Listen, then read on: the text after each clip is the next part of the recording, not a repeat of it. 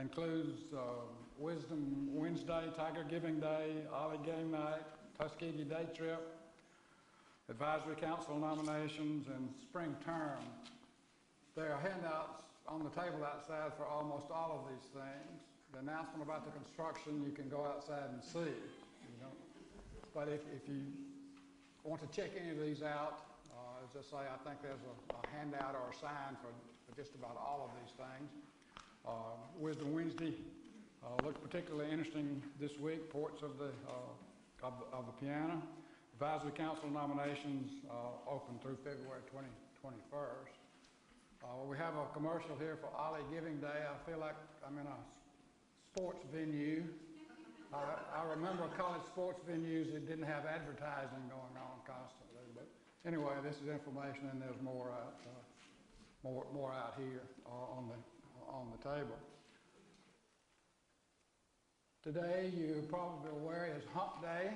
This is the 4th out of 7, the central thing.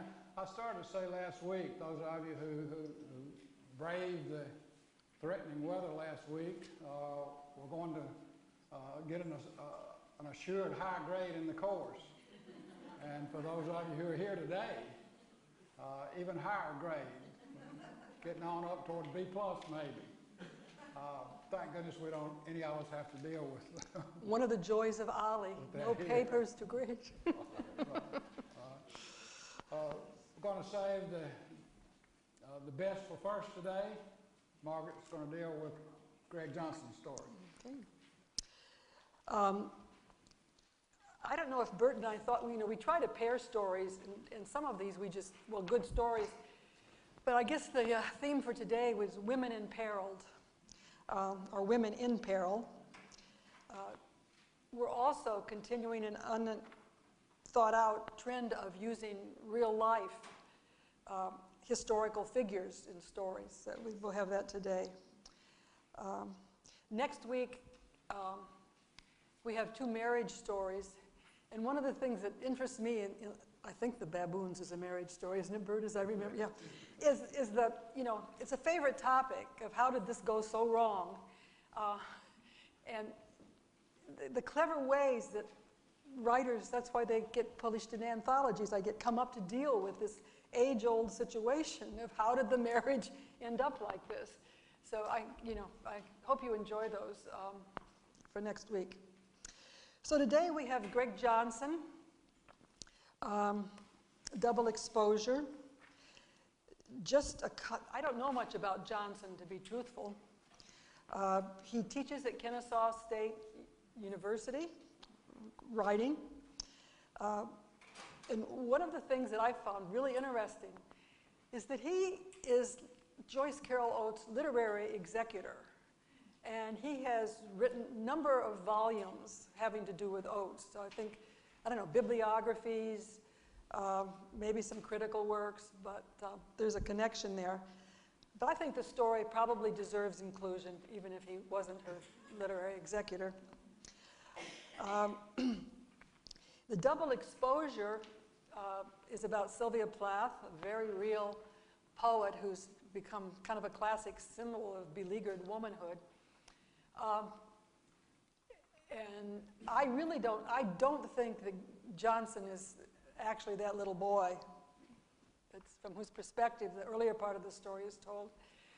But I think he got this gimmick in his mind, or approach, if you want to put it that way, of entering the lives of some famous people. In fact, I think he titled a volume, Famous Women I Have Known or something.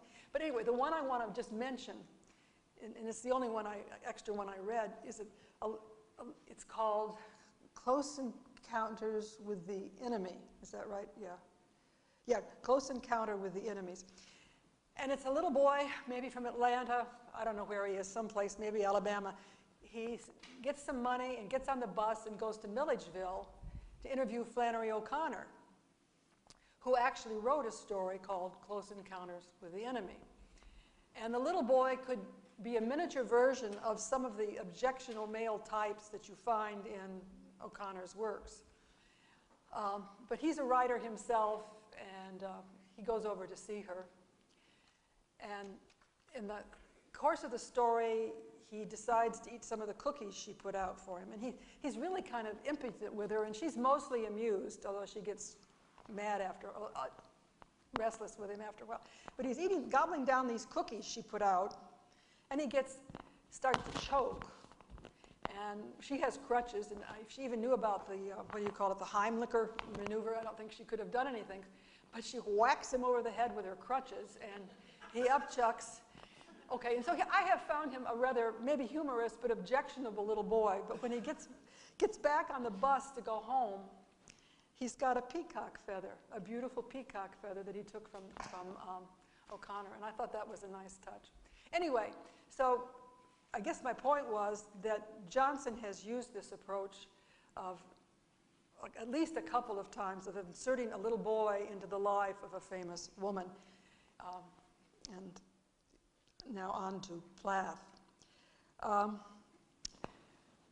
Many of you probably know Plath. I won't say all of you by a long shot. But really, Johnson gives you the essentials of what you need to know about her life. I'll add a little bit quickly, just in case you don't. Not all of you are English majors or had the good luck to take American Lit with one of the assembled English department members here in the auditorium.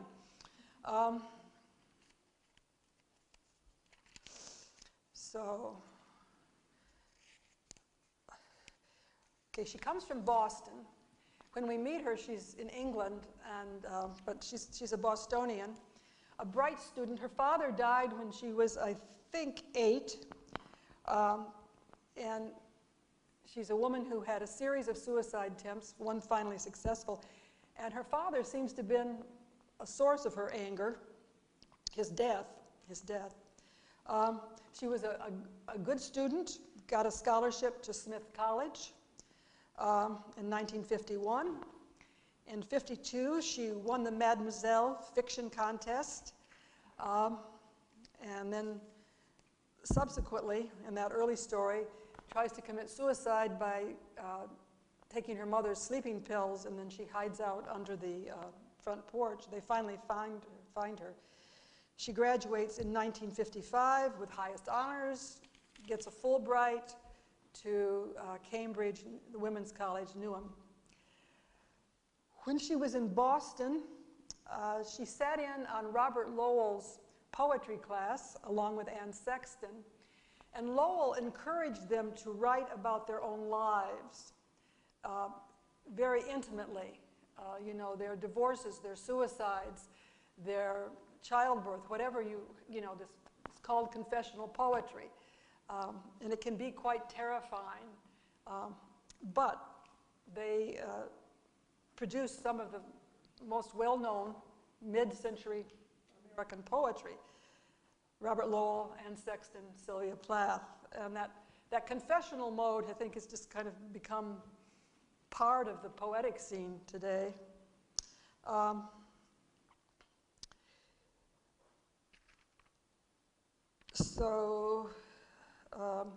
That early experience of the Mademoiselle contest, the winning the suicide attempt, the first one, is included in a 1963 novel called The Bell Jar. And it's quite well known if you take women's studies classes. There's a movie made out of it. She called it a pot boiler. And she published it originally under the name Victoria Lucas. The title, Double Exposure, comes from the second novel she was working on at the time of her suicide. And the most recent thing I read said that the manuscript is it's lost. But it was to be the story of an artist whose husband deserted her for another woman. In 1956, she marries Ted Hughes, very distinguished English poet, maybe one of the greatest of the century. And they were kind of the in couple. I imagine today, if they were together, they'd be profiled in People magazine and other such venues, and maybe a long story in the New Yorker even. But they both were seen as very promising poets and very attractive people individually. They have 2 children, and then they separate in 1962 when Plath discovers Hugh's affair with Assia Wevel. I hope I'm pronouncing that right, probably not. And then in February 1963, she commits suicide by putting her head in the oven. And you know, except the little boy, I believe, is fiction, but the other stuff is real. The Mr. Thomas, the man downstairs, some people think she meant to be discovered. It was the coldest winter, or one of the coldest winters in 100 years. They'd been sick. The doctor had prescribed antidepressants and a nurse to come in. And the nurse was to get there that morning. And she couldn't get into the apartment or something like that. So she didn't arrive when Plath perhaps expected her to. So some people have speculated she didn't really mean it. But she had carefully sealed off with tape and towels the kitchen so that the children would not be hurt. So that suggests a pretty serious intent. But I leave it to you to do further reading and decide for yourself. But as you can tell from what I've said, Johnson gets the essentials into his book. I think the picture he paints of Plath is pretty sympathetic in terms of, you know, a pleasant woman, wants friends, clearly schooled in the social graces. This mother and her young son kind of imposed on her, but eager for company. It's cold, it's bitter cold in the apartment. It's like a rather sympathetic portrait from the little boy's point of view. Plath, at that time, obviously pretty well known, unless you're the boy's mother, appearing on the BBC and so forth. So, what I would like to do now, before we jump to the question of whose story this is talk about poetry a little bit, and you'll have to excuse me, but I think, here we go again.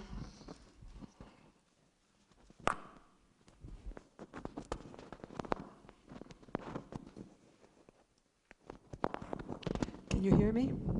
Okay. Livy's going to come up and fix it. There's some literary allusions in here that you don't need to know the poets, but I think if you do, it just adds to the richness of the story. So on 409, if you have your book, and I hope you all got a copy of my handout at the back, blessings on Barbara Darren, who got this for me at the last minute.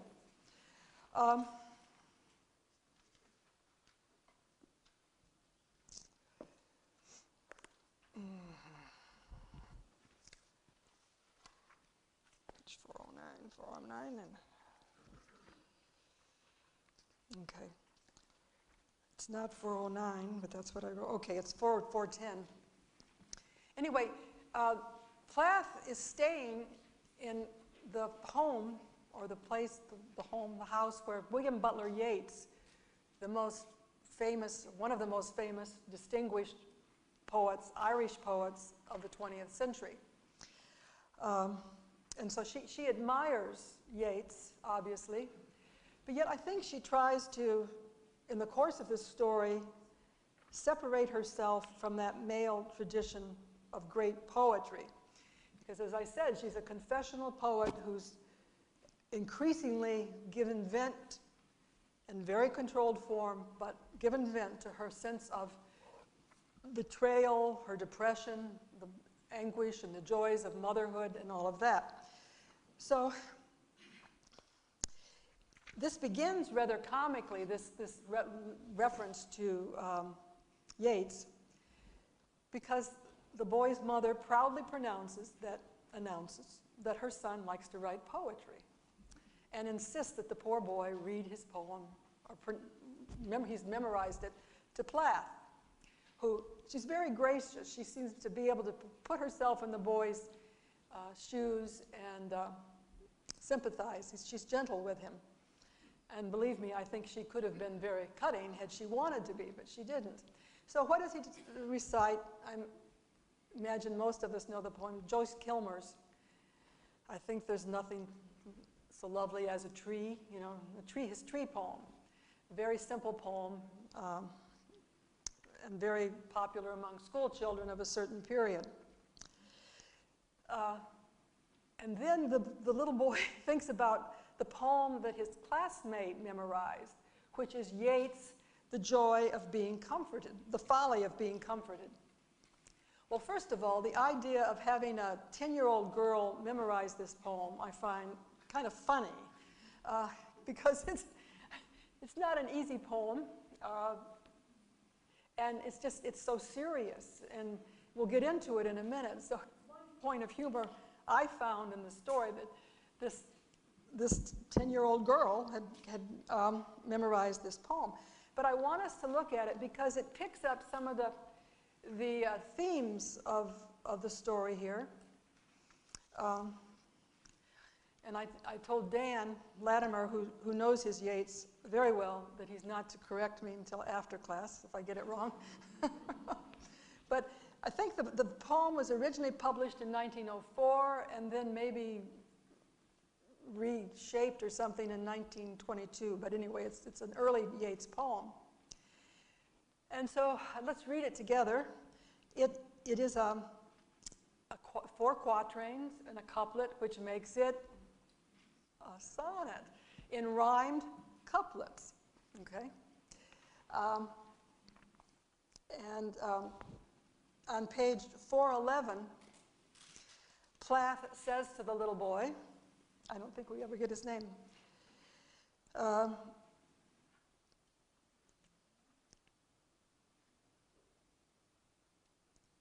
for us writers, nothing is ever tidy, she said, and added one of her throaty, enigmatic laughs. This is Plath.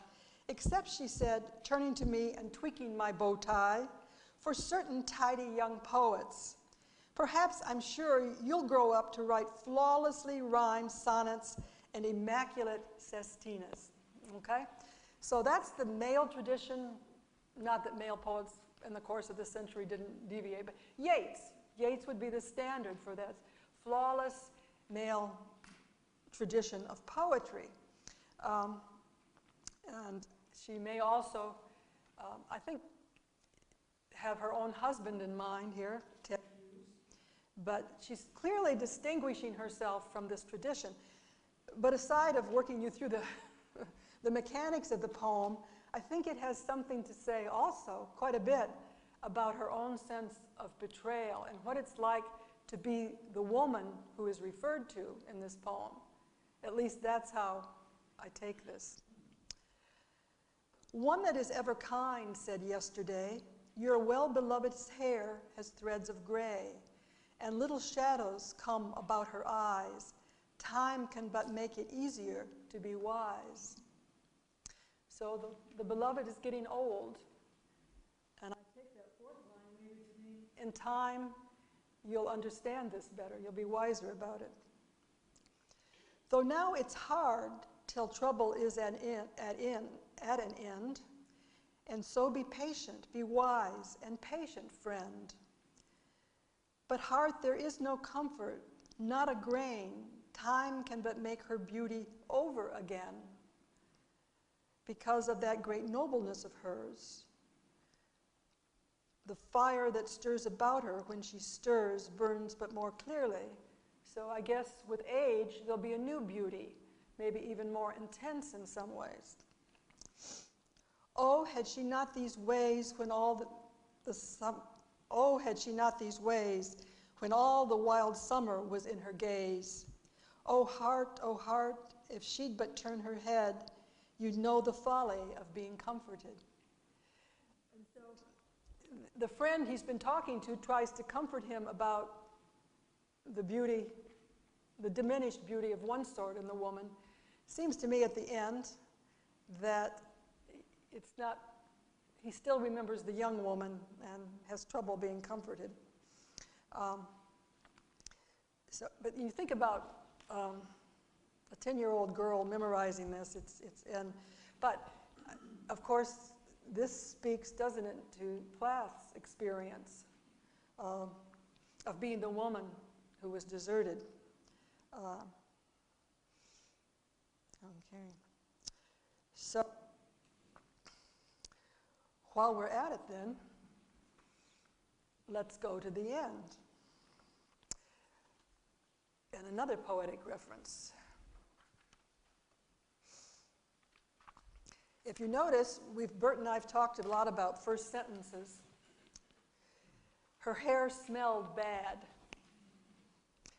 And this really gets to the little boy mentions it a couple of times, both because of the cold weather, I suppose, and her depression. She hasn't felt much like washing her hair. I was telling somebody before class, amused by the mother who uses Prell shampoo, which my hair cutter told me strips your hair, but anyway, whether it does, I gave it up. So then at the end, you know, we have the man thinking about his own marriages that haven't worked. And the first one, or the one he's currently in, and I want to read this in case you've forgotten it or didn't get around to it. Maybe I'll start in the middle of 414. Yes, I do feel haunted by the ghosts of my past. Poor Sylvia and my mother and my first wife, and even my elegant second wife, who seems already in my imagination part of the past, though we still live together. She lives in his imagination. What about the real woman? Okay. We never had children. I feel fortunate in that. Sometimes at my desk in an idle moment, I'll recall that image of Sylvia peering around the door at me, bidding me goodbye, or my first wife's moony, tear-stained face the night I turned my back on her forever, or that famous television commercial in which my second wife appeared shortly after we were married, a memory with a peculiar resonance I don't quite understand.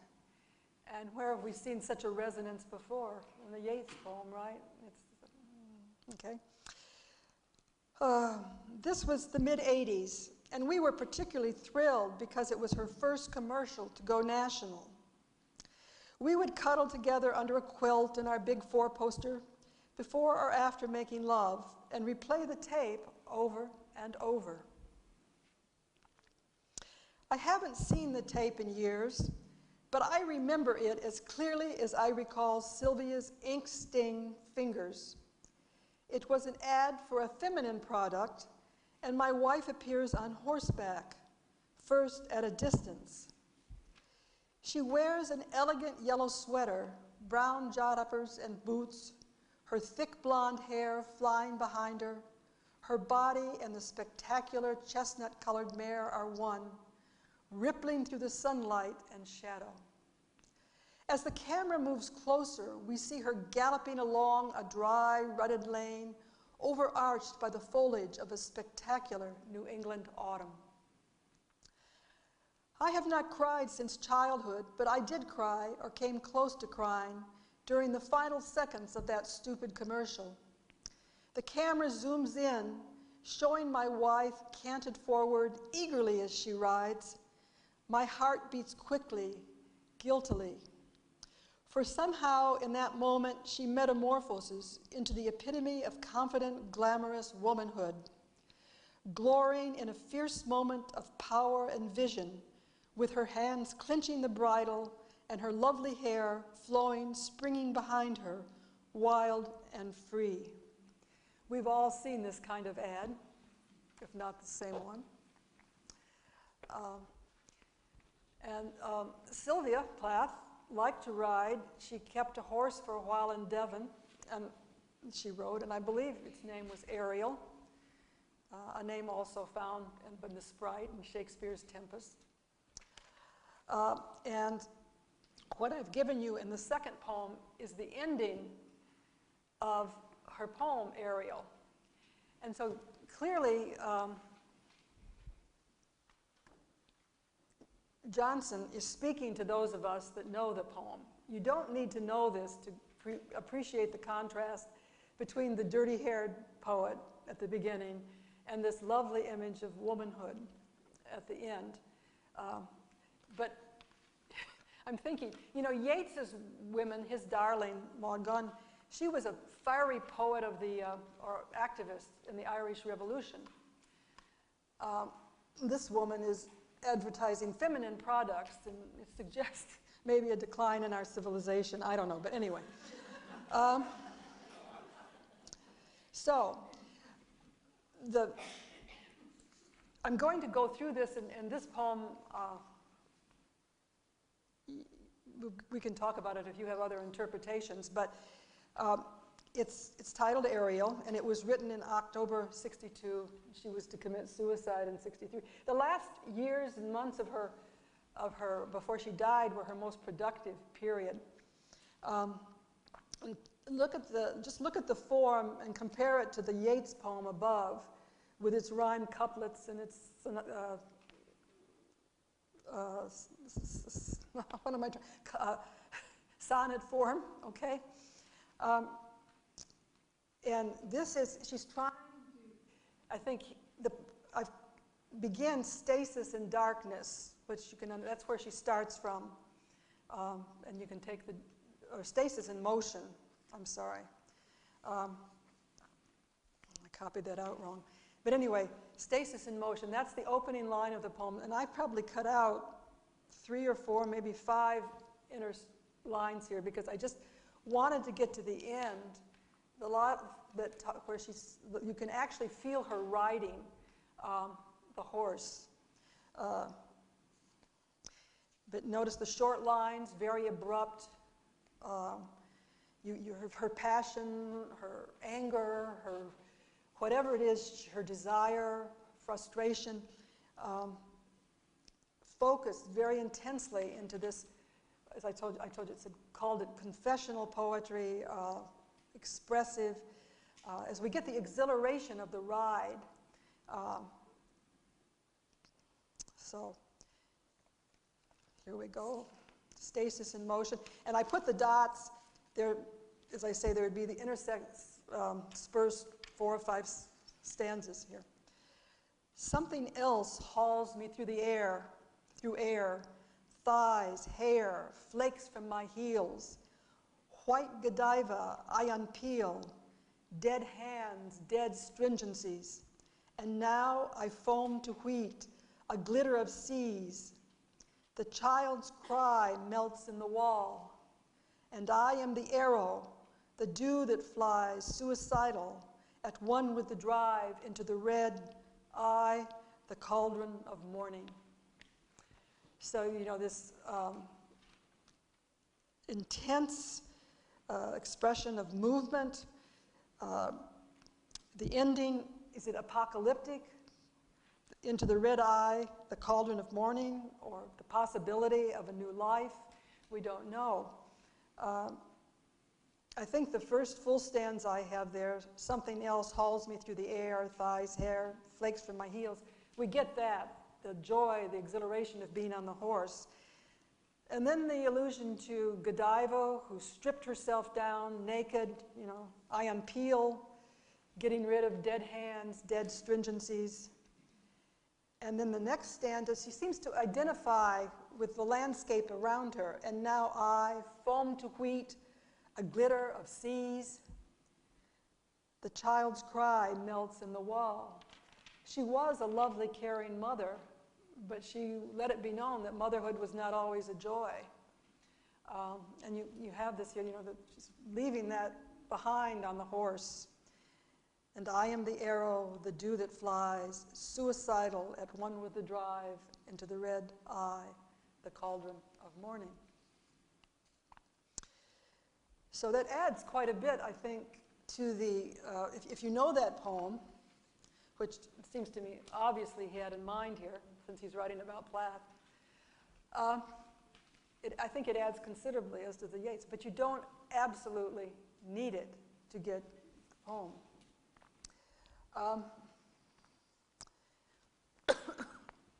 I'd kind of like to get your take on the story. Whose story is this?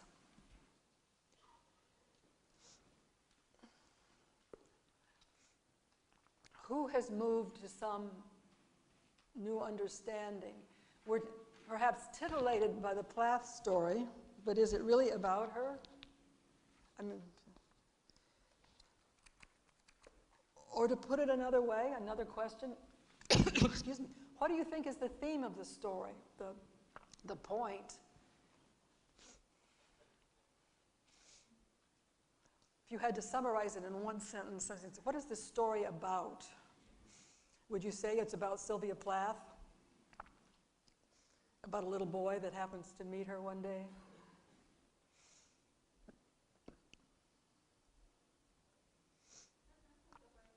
Judy? Up. The similarities in the contrast of his mom, or that his mom he thought was so objectionable and Okay. Sylvia was not.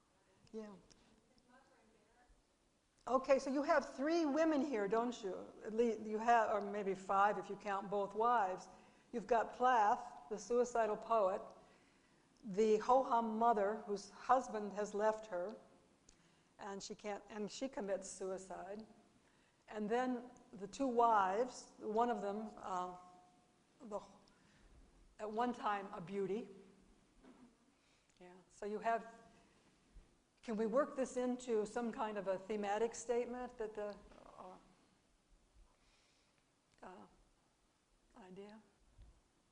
All these women are deserted. Deserted, okay. So can you take that a step further, Charlotte? Women are deserted by their men. Where can you go any further with that? Maybe passive value judgment or a cultural assessment or something? The young man grows up and remembers this commercial, and that's what made him cry, was the loss of the perfect woman. The loss. Charlotte says that the young man, the man as an adult, is crying over the loss of the perfect woman. Okay. Yeah, Margaret? Well, it's disturbing because you sort of, your prediction or anticipation is that the child from these 2 experiences will have a more understanding, a greater understanding of women, and yet it turns out to be just a kind of cad. Yeah. If you didn't, you would expect, Margaret says, that the boy, having had the experience of Plath's death and his mother's, might be more understanding of his own wives. Do you remember why he left the first one? It's like his mother, okay? He married his mother. That often doesn't work very well, okay? And the second one, she just wasn't as beautiful. And at one point, I think he says he realized that she was, one of his wives depended upon him to define who she was. Dwight? It seems to me the title of the story is especially interesting and provocative. Yeah. And I don't Good point. think I know all the meanings that are relevant to the title, but 2 or 3 of them might be, on the one hand, any marriage exposes 2 people mercilessly and Very good. with utter clarity. Did I But forget to say? At the same time, a double exposure in Phil. photography is an error, is a mistake, Yeah. is something that you don't want to happen. It blurs rather than makes clear. Yep. And no doubt there's more than that, but I really like the title. Yeah. Did I forget to say that that's the title of the work in progress? Yeah. I did say that. Yeah, he borrows it from Plath and Yeah, yeah. Okay, yeah. Did you all hear that? I hope in the back. I don't want to repeat what you heard. Anyone? So, going from there, in this story, there seems to be a really big gender difference, doesn't there? What is it that men want and what do women need, or something kind of thing like that, the Jilden woman. Anybody else that, yes? It's a story about entropy. Is it Jim Bradley? Yes. Can you speak up, please? It's a story about entropy. Entropy. Okay. Please continue. That's great. Systems disintegrate unless we put energy into them. Okay. Okay. If you didn't hear that wonderful statement, it's about entropy, systems that disintegrate if you don't put energy into them. Very nicely said. Anybody else have a question on the story, an insight?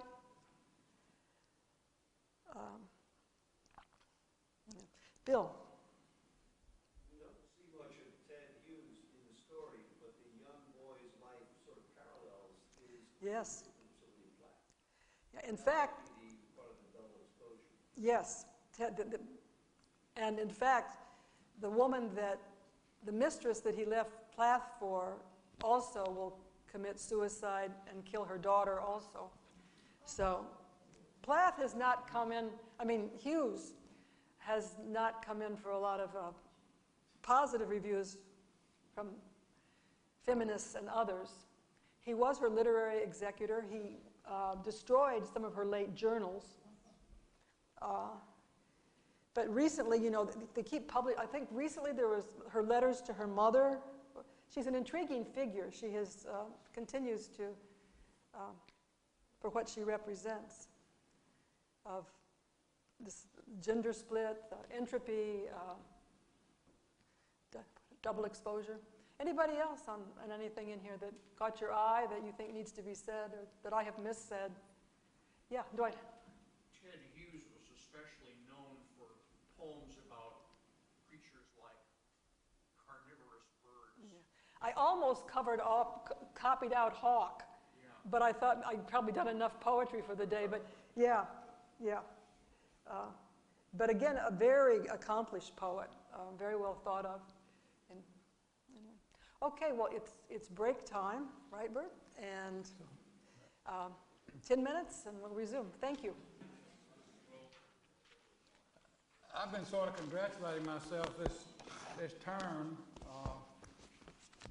I really have trouble leaving these stories behind, as some of you know, and have nobody to blame for that except largely me. We decided to do a sprint rather than taking our time, but there's so much more to say and so much I don't think of until the following week that I really have trouble resisting going on and talking about Haiti again. But I've resisted real well till now, and it's not going to take long.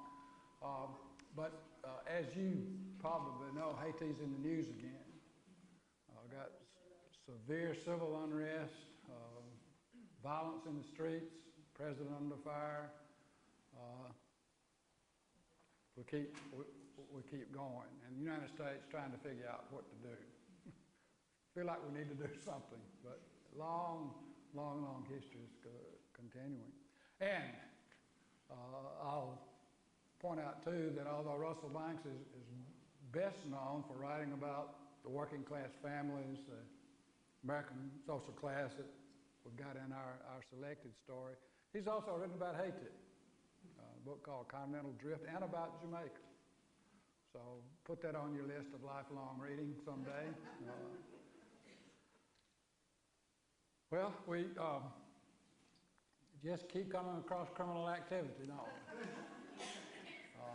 Alleged or real, and quite often homicide or murder. We expand that to death. We've got even more stories involved. Earlier readers of and commentators on this story have called it a dazzling story, and if we can abide the cuteness, an electrifying story. Some people don't see it as electrifying. Other people do. Well, what I'd like to ask you to do today is to provide a menu for us. Let you set the table, see what you'd like to get our critical, analytical teeth into. Think about it, if you would like, in terms of appetizer, entree, and dessert. What do you want to taste to get us started? What do you want to chew on for a while? And then, what do we want in our mouths when we leave? What's going to be the end? I hope and think I'm a respecter of free speech, but I also respect non-speech. If you do not wish to speak, you shouldn't be made to speak. But I hope that maybe some of you who haven't talked a lot before might help us get started on a menu. What are we going to chew on first with this story? One thing I'd like to hear some discussion on is the significance of her being struck by lightning and why that was her reluctance to talk about that until this one moment when she divulges that to Noonan. And then, of course, he matches it with, or he tries to match it, with his parallel story about what happened to him to change his life. Why, particularly the lightning strike, why was that so critical to her? And what was the significance of that as the story goes along? Is the question I would raise. Yes. This is central for her life, and I think to a reader of the story. What Banks suggests or says, writes that she learned from that there is about individuals. She was the only person that was struck by lightning that she knows, and then there's everybody else. Right. So That's repeated. After this, I realized that was me and everybody else. Yeah. She doesn't go on from that, though. In fact, what I'd like is another appetizer is, why are we calling a 28-year-old woman a girl resisting? Why does he call a 28-year-old woman, an athlete, tall, a girl rather than a woman? Who is we here?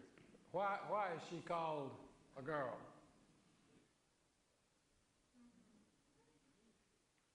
Can you hear? Is that what you're saying? Okay. All right. Let's stay with the lightning just a minute, so we have anything to add to that. She's on the way down. Everybody in Banks' writing that I've read is on the way down. I mean, they're slipping into poverty or into crime, and she's going from a very strong, athletic young person, to somebody doing this crummy job. Well, she is down. She has been a prospective Olympian, and that accident, she is down. But this experience, which few people know about, is obviously central and essential to her. If it doesn't make her unique, it certainly makes her extraordinary. And there's something about sharing that isn't akin. She does not really want to share it, and is a little surprised when, in a question and answer session, she tells Noonan about this experience. She had been considered very special before as a skier. She's still special with this, but she wants to keep that a secret from most people, especially the man that she was attracted to or was going to sleep with. She does not want them to know about this. Maybe a short answer to the girl is moving to somebody else's perspective. That's the male view of her. LaPierre Brothers and also Noonan, maybe. Julie?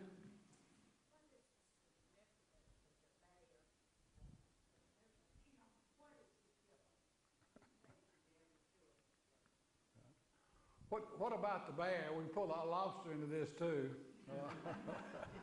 The animal versus human nature and her speculations there. What about the bear? We read through 2 bear stories. And the first one Noonan tells is to try to counter or match her life-changing experience of being hit by lightning.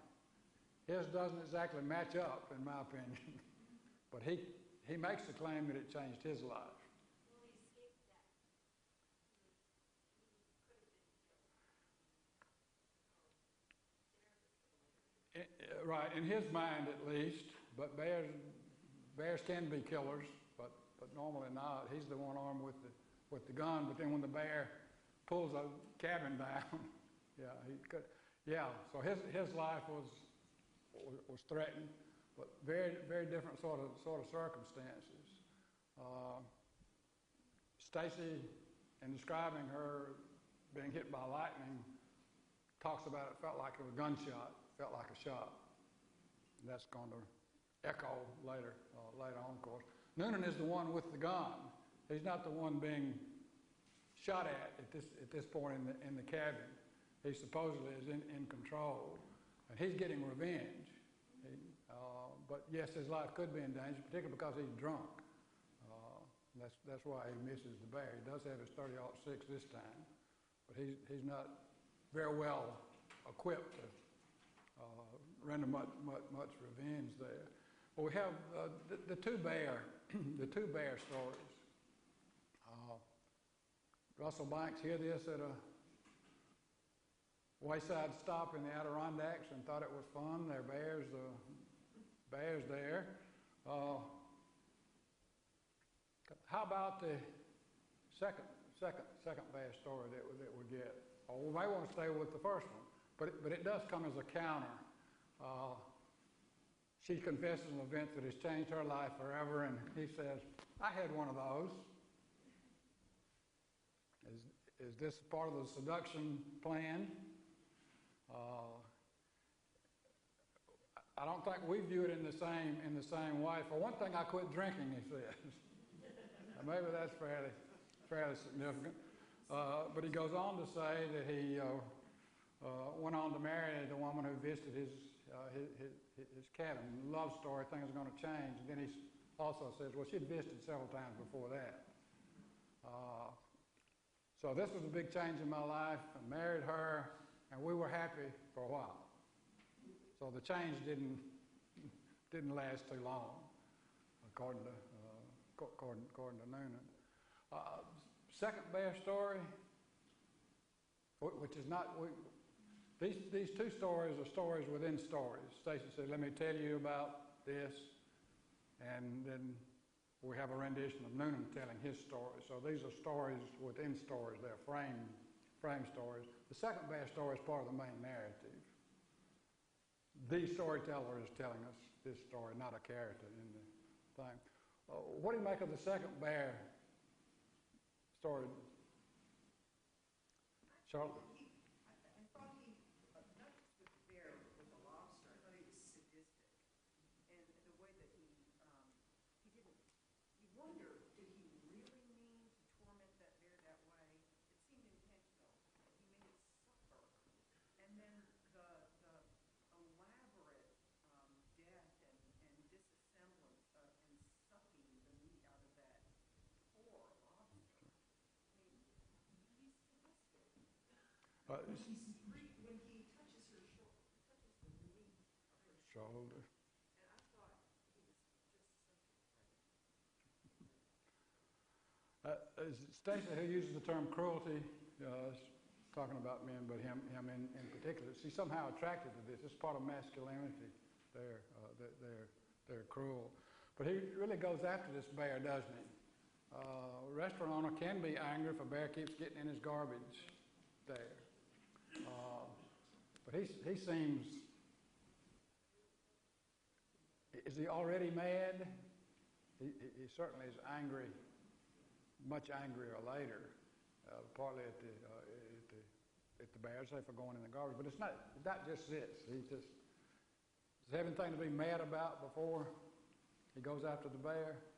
Yeah. He was found out what he really wanted to do that night. That was to sleep with Stacy. So I think he was angry at the fact that she used words like tete-a-tete and wanted to, you know, she was sort of walling him off early on and then ticked him off.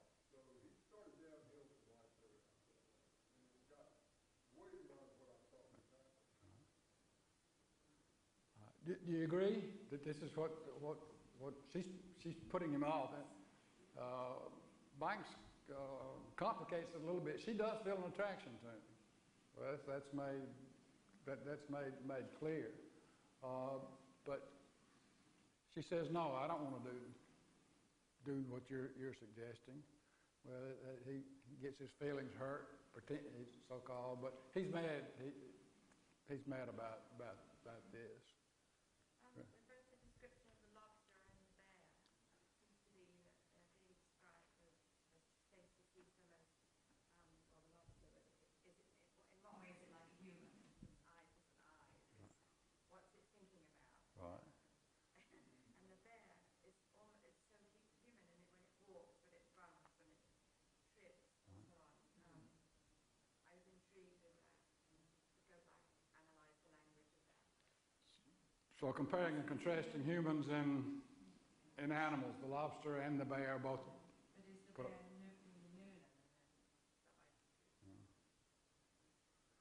up. A practical, the first bear that goes into the cabin is a young male bear. He identifies it that way, and he wounds that bear. I think he kills the second one, but only after terrible ordeal for everybody there. We have a explanation of that. He does not have his high-powered rifle with him. He has just his .22, which will do minimal damage to a bear. Shouldn't have ever. He would have known better than to try to kill a bear with a .22. What was it, 50 yards or that, something like that? But it does get just very, very, very cruel, and we've got a detailed description of that. Finally, turns everybody off. These contrived symbols, some readers have called them, they're obviously symbols, they've got to be, they figure so largely in the story. Although the whole idea of lobster night is funny, the men give them names, the regular bar attendees give them names and bet on which one's going first, second, third, fourth, fifth. These contrived symbols, if they are symbols, they stand for the human condition in some way. The bear is doing what's necessary for him. He or she needs to eat. He, in the first case, at least, needs to eat. But then the humans are going to kill him for that. Tom? I'm sorry?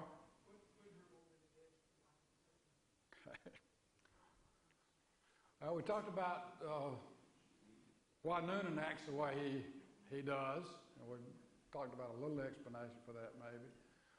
This is a favorite undergraduate class exercise, is what happens to Stacy, and a favorite essay assignment.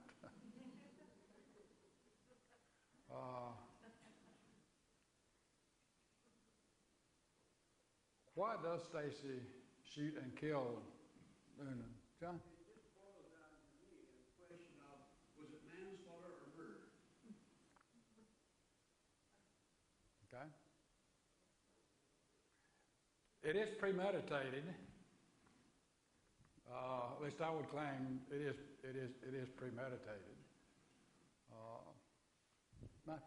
In that vein, what struck me is, with all the bear stuff, the way he described the killing of the lobster, how you put it in the hot water, turns red, the joy in that, and then he's ripping that lobster apart and sucking out. I think she just snapped at that point and said, he should be dead too. he does this to animals. Is this what he also does to girls? Destroying their lives in another way. Predator. He's a predator. Judy? Just the way he talked about his wife, that we were happy and then, she, I forgot that passed too.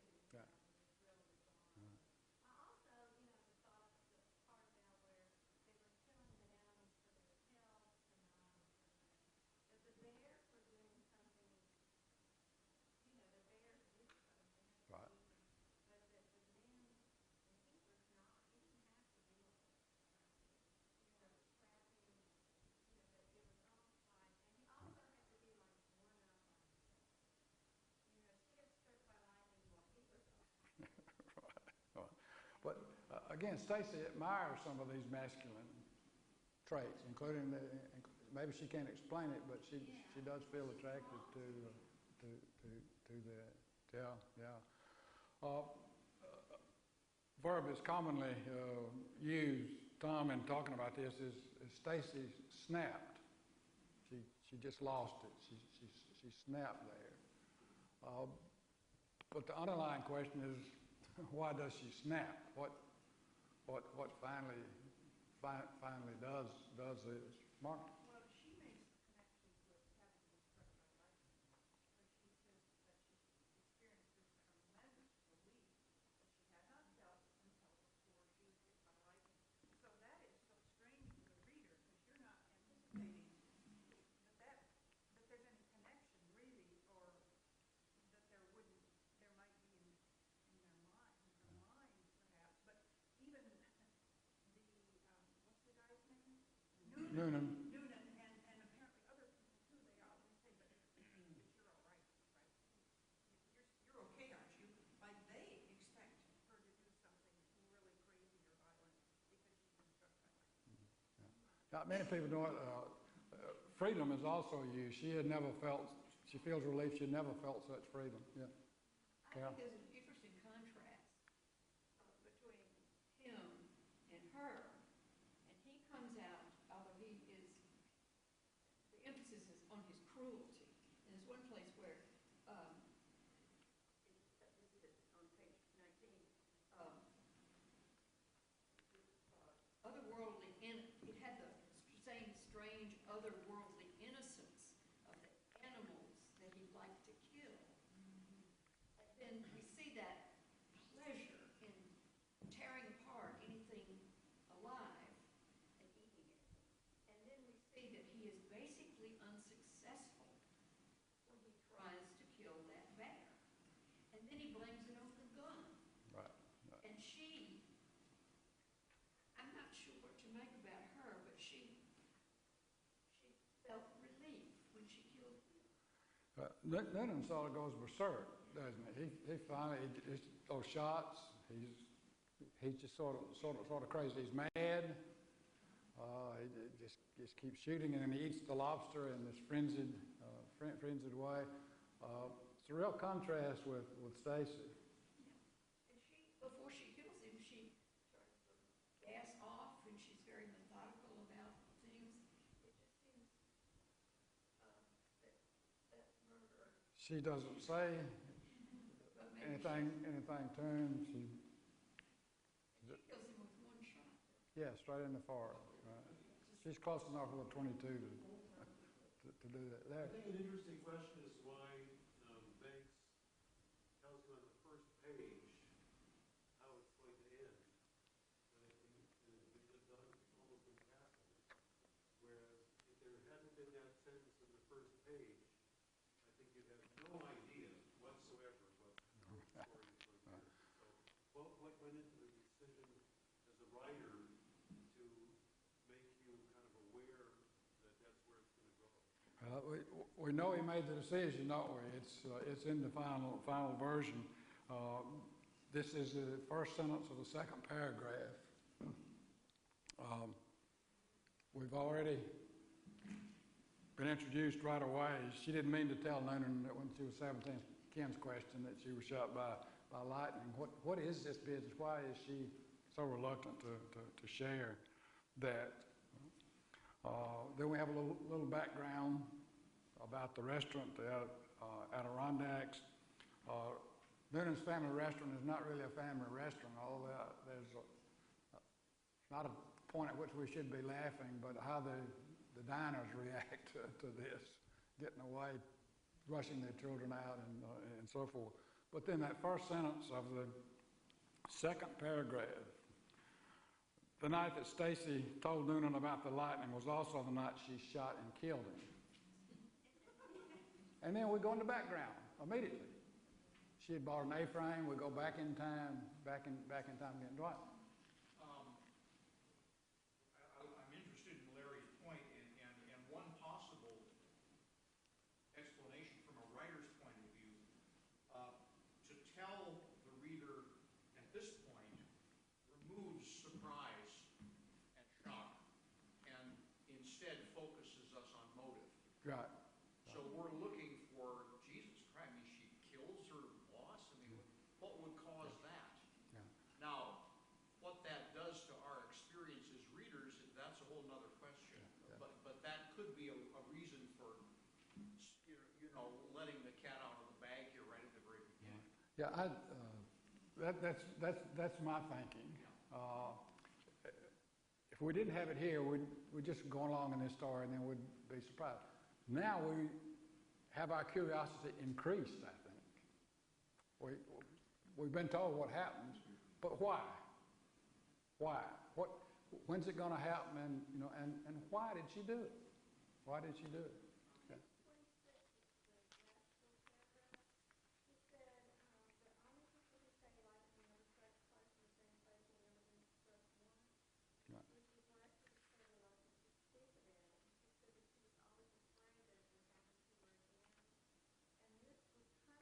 Lightning struck something unexpected, totally, a surprise, and then, I mean, that was what I thought. Then picks up this gun and shoots it like a bolt of lightning. Yeah, her actually shooting him. Right. Right.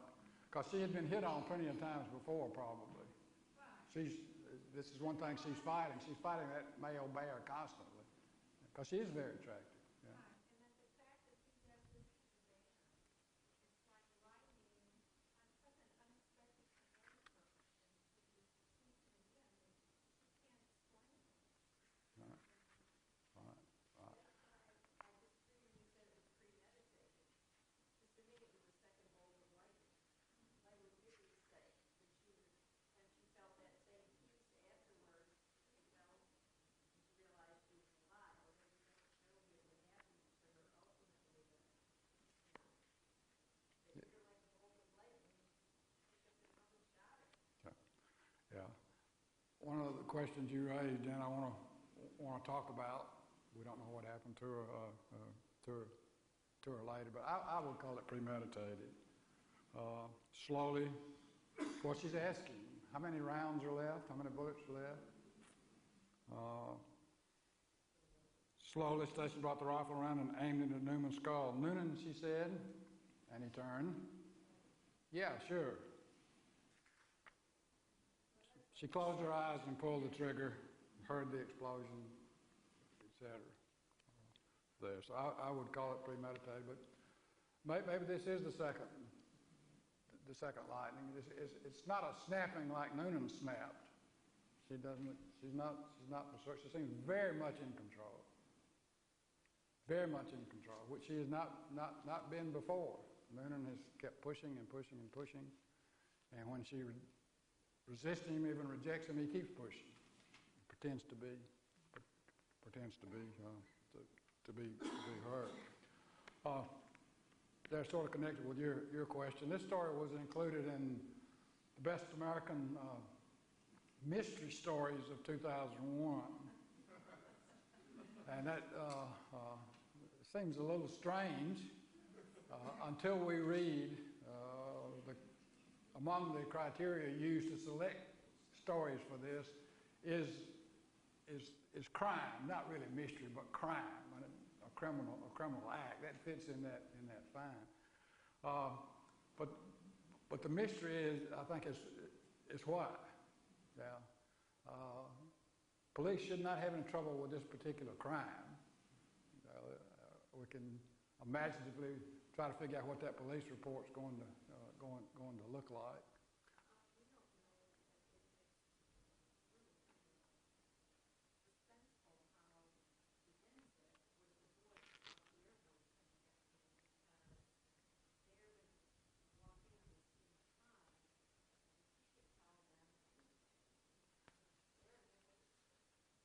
Let's talk about the ending. Do you have reason to think, or let me ask it this way, do you know that Stacy is still alive?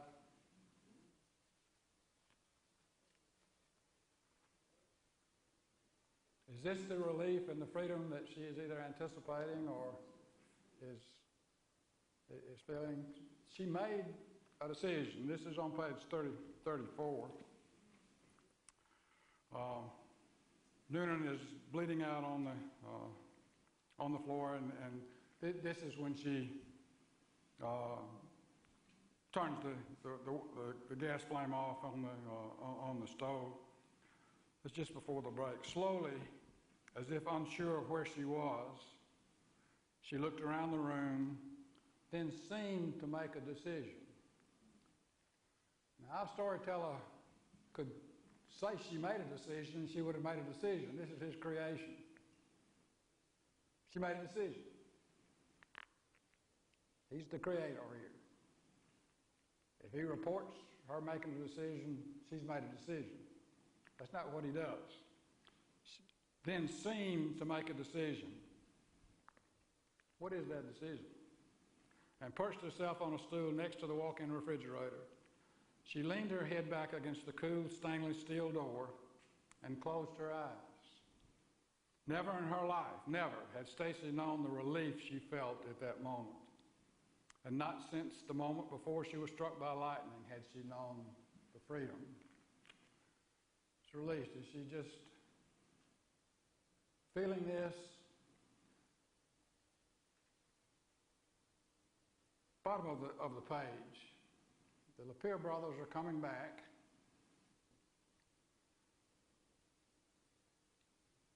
They are looking through a screen door while they're still halfway across the parking lot, so they don't have a good view, I would maintain. But again, Banks has given us these details. She was asleep, it looked like. Or maybe just bored out of her mind listening to one of Noonan's dumb hunting stories. It looked like she was asleep.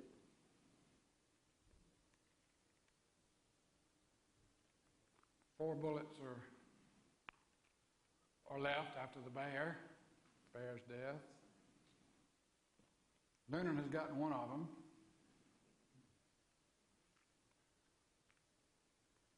Why does he include that detail? What difference does it make how many rounds are left in the .22 rifle? What are the Lapierre brothers going to find when they go in? We're dealing with some interpretation at this point, but Banks readies us for imaginative projection.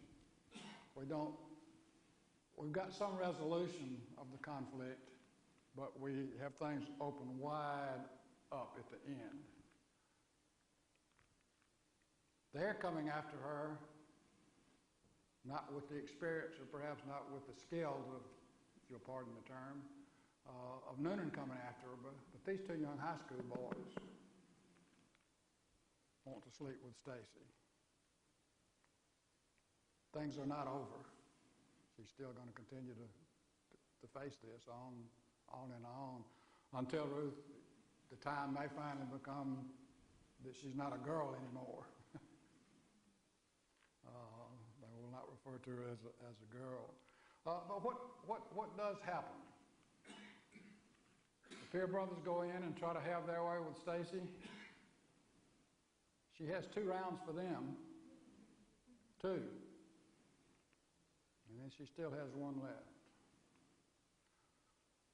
So if we had another section to this, or if you can imagine the police report, what would it be? 4 people were found dead in the kitchen of Noonan's.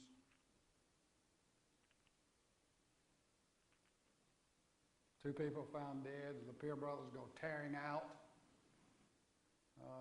Banks leaves that open. Margaret? Well, I don't think the story supports homicidal maniac.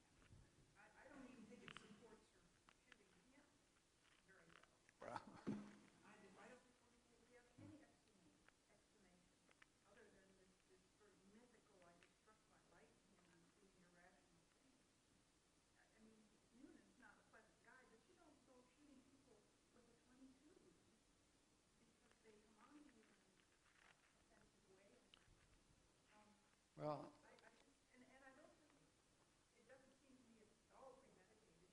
She didn't go to work intending to do it, probably didn't go in the kitchen intending to do it. She was very calm, but I still think it was, she acted on impulse there, but still, that is the next. this is where the lawyers would get a hold of it. How long is pre? I've given a fairly short time. I guess my response to that might probably be just go read the newspaper. What people shoot people all the time. I remember years ago teaching a class and had some students who said that these names are just not right. And in the paper that day was a murder at a concrete plant, and Mr. Paradise was killed. That was his real name. How do we explain? We feel a writer ought to make it credible for us. How? Do people ever dare ask an author what they read? Sure. And if so, do they ever, how do they answer? Sure, they don't often get answers, but they ask. We can see, of all the options he had, we can imagine all the different ways he could have ended this story, but this is what he chose. Bill? Why is Donnie hiding his fading grin as they enter the kitchen? Yeah. Why is Donnie the Pierre hiding his fading grin? Now, he thinks he's possibly going to be engaging in sex. For one, that's the grin. Smiling. Something else. Yeah. But fading. Why does that grin fade when they open that screen door? Well, yeah. There's already one body on the floor. Dessert time even is over. Anything else, Tom?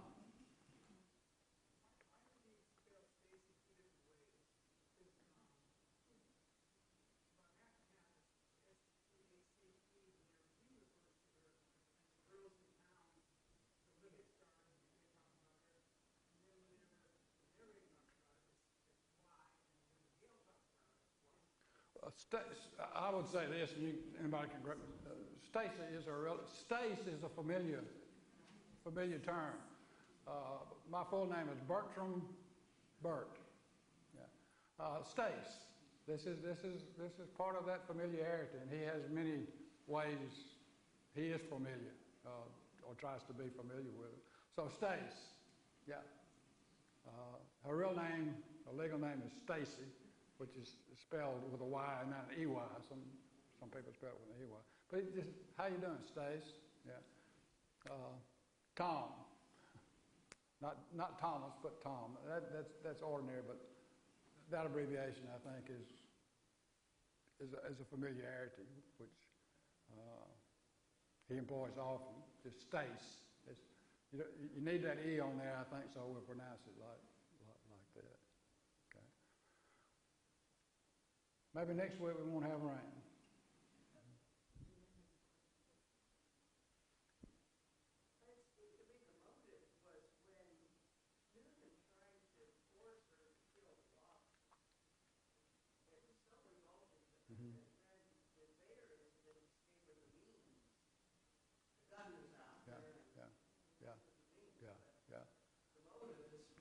Yeah.